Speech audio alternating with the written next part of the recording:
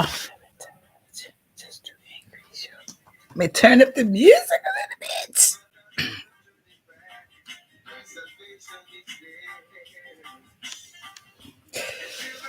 Greetings, Hotep, Aquaba, bless up, and welcome back to the recovery zone of racism non-anonymous. That revolutionary 12-step self-help program that has been uniquely designed with you and me, the African, in mind. Designed to support our healing and recovering from the shit.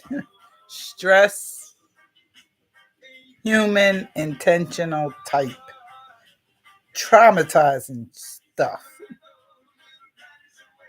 So this is really just a test. I'm trying to figure out again how to use the platforms because they have changed in the course of it's been 9 years since I was active on YouTube and these platforms, and a lot has changed in that time. Of course, a lot has changed for me in my life. It's been 9 years since I became a widow, and that kind of really did shake up things in life here, for a bit. Yet, racism hasn't stopped. It's still alive and well. That hasn't changed. And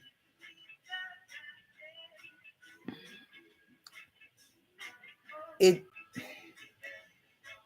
it seems to have worsened, and it's difficult to say that because as I'm working on the book, putting the shit in the book, okay? And as I'm doing that and still just reviewing information, it's like it's not new. This shit is not new. Um is it gotten worse? I would say not, because even 100 years ago, look, we look at the works of Marcus Garvey, we look at the works of W.E.B. Du Bois, and that shit happened over 100 years ago. And they were talking about the same damn things that we're talking about and what we're seeing. Oh, why is it so historically clear? This thing called police brutality against us. It has always been at play. And it's still at play. It hasn't changed. And if we're going to say it kind of worsened, really what happened is that there's been so much more exposure in this particular day and age of technology, this technology era, social media. We open ourselves up to the world and everybody sees, and that is what is different. And so it may feel like, oh, it's worse. It's just like it's constant, you see it everywhere. It was always happening though.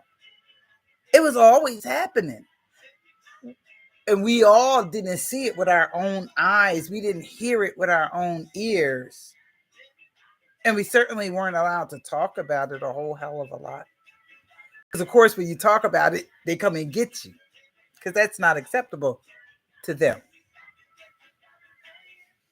And so it's not new, and it hasn't changed, and it's still what it is. And